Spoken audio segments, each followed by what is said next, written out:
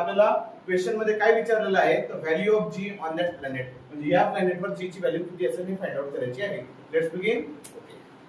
बघा आपल्याला क्वेश्चन मध्ये काय दिलेलं आहे.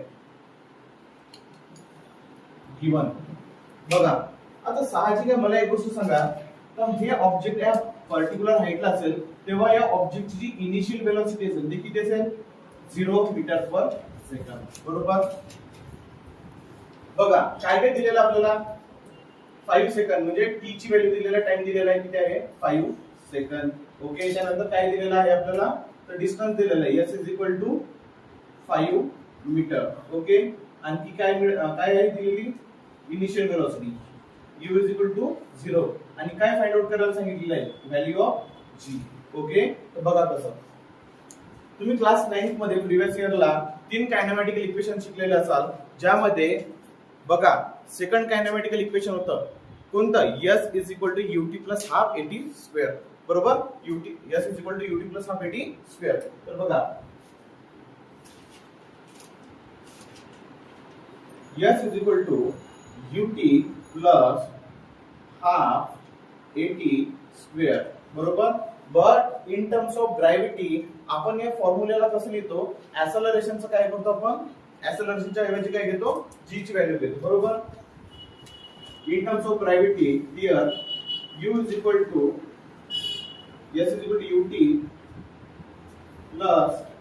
½ gt², राईट. आता बघा काय ना u ची व्हॅल्यू आपल्याकडे आहे किती 0 मल्टिप्लाइड बाय t ची व्हॅल्यू किती आहे 5 plus half multiplied by g ची व्हॅल्यू किती आहे तीच फाइंड आउट करायची आपल्याला, मल्टिप्लाइड बाय t चा स्क्वेअर. t चा स्क्वेअर काय किती 5 चा स्क्वेअर, बरोबर. आता 0 मल्टिप्लाइड बाय किती ना 0 plus 1/2 as it is multiplied by g. आता मला सांगा 5 चा स्क्वेअर किती ना 25, राईट, बरोबर. आणि आपल्याला बघा इथं s ची व्हॅल्यू सुद्धा दिलेली आहे, ती किती आहे 5.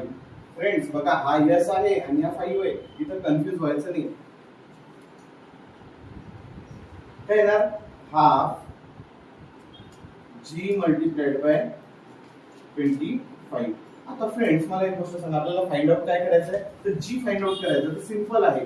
आता इथे 5 आहे बघा, हा 2 इथं डिवायडेशनला इकडे गेल्यानंतर मल्टिप्लिकेशनला किती होणार 2, बरोबर. आता आणि हा जो 25 इथे मल्टिप्लिकेशनला आहे या बाजूला गेल्यानंतर काय होणार तो डिवायडेशन मध्ये जाणार, सिंपल आहे. किती 25, इकडे कोण राहणार फक्त g. आता पुढे बघा काय येणार 10 अपॉन किती 25. जर आपण याला 5 ने डिवाइड केलं तर 5 2 जा 10 आणि 5 5 जा 25, राईट. बघा किती येणार इथं 2/5. आता जर आपण याचं डिवायडेशन केलं तर डिवायडेशन करायचं आहे, खूप जणांना असं विचारणार सर वरचं 2 आहे खाली 5 आहे, वरचा डिजिट लहान आहे खालचा डिजिट मोठा आहे, कसं काय करायचं, सिंपल आहे. कसं 20 डिवायडेड बाय 5, कशाचा भाग द्यायचा 0 चा. आन्सर काय येणार 5 1 जा 5 5 4 जा 20. बघा आपण g ची व्हॅल्यू काढत आहे, युनिट काय राहणार मग मीटर पर सेकंदचा स्क्वेअर. ओके, आय होप तुम्हाला हे न्यूमरिकल समजलेलं असेल. चला तर बघूया सेकंड न्यूमरिकल. काय सांगितलेलं बघा, the radius of planet A is half the radius of planet B.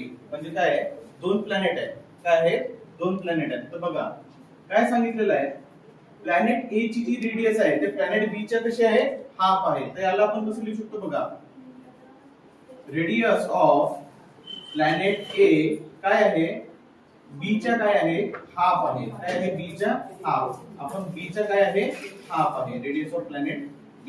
Okay, next if the mass of A is ma. आता मला सांगा A नावाचा प्लॅनेट आहे ज्याचा मास आहे का, त्याचा मास काय आहे ma आहे, must be the mass of B so that the value of G on B. आता बघा इथं नेक्स्ट दिलेला स्टेटमेंट बघा महत्त्वाचं, व्हॅल्यू ऑफ G कोणाची, value of G on B, value of G on B is half that of its value of A, is half of its value of A, बरोबर. तर आपल्याला काय फाइंड आउट करायला सांगितलेलं आहे, मास ऑफ काय, तर बी आपल्याला फाइंड आउट करायला सांगितलेलं आहे. Okay, are you ready? बघा, आपल्याला माहित आहे ऍक्सेलरेशन ड्यू टू ग्रॅव्हिटीचा formula g is equal to काय आहे, g m square upon r square, gm upon r square, बरोबर. जर आपल्याला सेम हीच गोष्ट जर प्लॅनेट ए वरची ग्रॅव्हिटी आणि प्लॅनेट बी वरची ग्रॅव्हिटी जर आपल्याला डिस्क्राइब करायचं असेल तर कसं सांगू शकतो आपण, तर बघा, ग्रॅव्हिटी ऑन प्लॅनेट ए काय लिहू शकतो आपण, g capital M a upon radius of planet A त्याचा स्क्वेअर. सेम तसंच बी या प्लॅनेटचा gravity on B is equal to g m b upon काय, r चा स्क्वेअर, बरोबर, असं लिहू शकतो. आता काय झालेलं आहे, इथं दोन प्लॅनेटच्या मध्ये कंपॅरिझन आहे. काय आहे, कंपॅरिझन. तर बघा, G gravity on planet B upon gravity on planet A. तर आपण जीबी लाच काय लिहू शकतो, बघा कसं, G capital M B upon काय लिहू शकतो आपण, आर बी चा स्क्वेअर अपॉन काय लिहू शकतो, ग्रॅव्हिटी, बघा, gm a upon r square a असं लिहू शकतो. आणि बघा फ्रेंड्स, आपण याला कोणत्या पद्धतीने लिहू शकतो, बघा, आता हे खाली जे डिनॉमिनेटर मध्ये जे आहे याला जर आपण, बघा, याचा जर आपण रेसिप्रोकल केला, डिव्हायडेशनचं कन्वर्जन कशामध्ये होणार, मल्टिप्लिकेशन मध्ये. तर बघा कशा प्रकारे, gb अपॉन ga काय होणार, आता हीच व्हॅल्यू काय याचा रेसिप्रोकल होणार. तर बघा, g m b upon r b square multiplied by काय होणार, r a square upon g mass of the काय होणार, मास ऑफ द a, बरोबर, मास ऑफ द ए. आता मला सांगितलं काय होणार, कॅपिटल जी होणार कॅन्सल, कॅपिटल जी कॅन्सल. बघा काय होणार पुढे, GB upon GA is equal to काय लिहू शकतो आपण, बघा बरं,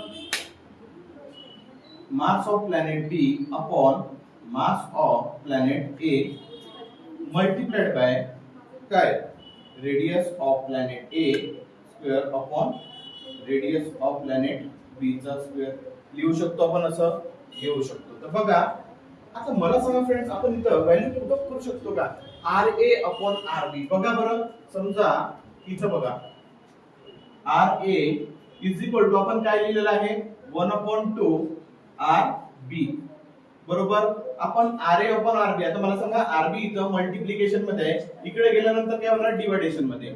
R A is equal to 1 upon, बघा, R A upon R B is equal to 1/2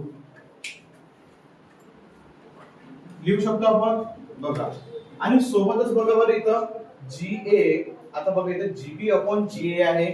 आता जीबी, बघा, जीबी अपॉन जीए, जर हा आता जीए इकडं मल्टिप्लिकेशन मध्ये आहे, या साइडला गेल्यानंतर डिव्हायडेशन मध्ये होणार. आपण जीबी अपॉन जीए लाच काय लिहू शकतो, 1/2 is equal to mass of B upon mass of A multiplied by R A upon R B, यालाच काय लिहू शकतो आपण, 1/2. तर त्याचा काय करावं लागेल आपल्याला, square. 1/2 is equal to mass of A, बघा, mass of B upon mass of A काय ना, मल्टिप्लाइड बाय 1/4. आता मला सांगा, हा इथं 1/4 आहे, 4 इकडे डिव्हायडेशन मध्ये आहे, बरोबर. इकडे गेल्यानंतर मल्टिप्लिकेशन मध्ये काय होणार, 4/2 is equal to mass of planet B upon mass of planet A, बरोबर. 4/2 किती होणार फ्रेंड्स, 4/2 इज इक्वल टू काय होणार, mass of planet B upon mass of planet A. आता मला सांगा, हा इथं मास ऑफ ए, बघा इथं हे डिव्हायडेशन मध्ये आहे, इकडे गेल्यानंतर मल्टिप्लिकेशन मध्ये, बघा काय होणार, 2 into mass of A is equal to mass of B. बघा आपल्याला फ्रेंड्स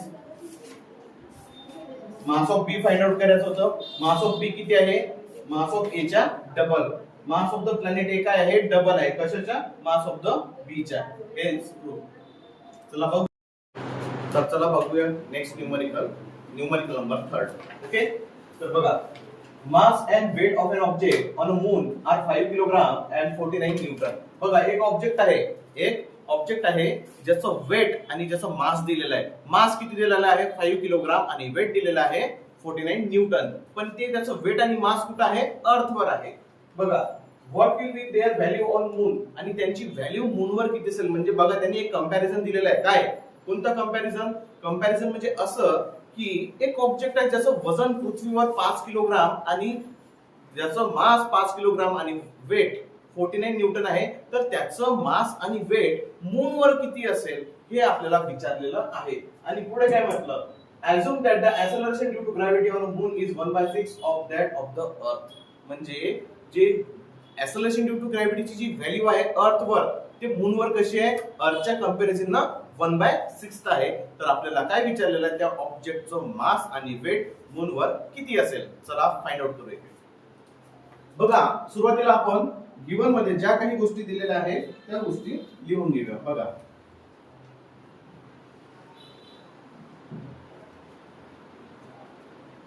काय दिलेलं आहे? मास किती दिलेला आहे? मास 5 किलोग्राम आणि वेट किती दिलेला आहे? Weight is equal to 49 newton. Okay, is that clear? तर बघा आता आपल्याला काय फाइंड आउट करायला सांगितलं? Mass on moon. बघा पहिलं काय आहे? Mass of an object. Mass of an object कशावर? On moon. आता फ्रेंड्स तुम्हाला एक गोष्ट माहित आहे की मास हे पृथ्वीवर आणि चंद्रावर कसं राहणार? सारखं. कारण मास कधीच बदलत नाही. तर मास कसं असते? नेहमी कॉन्स्टंट असते. कसं असते? तर कॉन्स्टंट असते. तर बघा आता साहजिक गोष्ट आहे, जर अर्थवर जर 5 किलोग्राम असेल तर मूनवर किती असणार? 5 किलोग्रामच असणार. किती? 5 kilogram. Okay, is that clear? तर बघा नेक्स्ट काय फाइंड आउट करायचं आपल्याला? Weight. Weight of an object. Weight of an object कशावर? On moon. बरोबर फाइंड आउट करायचं आपल्याला. ओके, तर बघा त्यासाठी आपल्याकडे एक फॉर्म्युला आहे. कोणता formula? W is equal to mg. W is equal to mg. W is equal to mg. Is that clear? तर मला सांगा आता आपल्याला काय करायचं आहे? वेट काढायचं आहे. मग आधी वेट ऑन कशावर? Weight on moon upon weight on काय? अर्थ. आता यालाच आपण काय लिहू शकतो? W weight on moon is equal to काय? mg ऑन मून and यालाच काय लिहतो? mg on earth. Is that clear friends? तर बघा याला तिथं काय होणार? mm cancel. तर काय होणार? बघा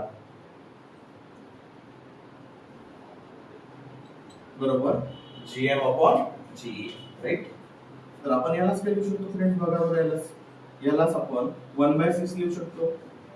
weight on moon is equal to weight on earth is equal to 1 upon काय? 6. 1 अपॉन 6. Is that clear? आता बघा आता समजा आपल्याला काय फाइंड आउट करायचं आहे? Weight on moon. काय फाइंड आउट करायचं आहे? Weight on moon. हा तर वेट इथं काय आहे? वेट ऑन अर्थ. या वेट ऑन अर्थला हा जो इथे डिवायडेशन मध्ये आहे इकडे गेल्यानंतर काय होणार? मल्टिप्लिकेशन मध्ये जाणार. म्हणजे त्याला आपण कसं लिहू शकतो? Weight on moon is equal to काय लिहिणार? Weight on earth upon 6. Is that clear? Okay, तर मला सांगा friends weight on moon is equal to आता वेट ऑन अर्थ. बघा त्या ऑब्जेक्टचं जे वेट आहे अर्थवर किती आहे? 49 न्यूटन आहे. Is that clear? 49 न्यूटन आहे. तर काय येणार?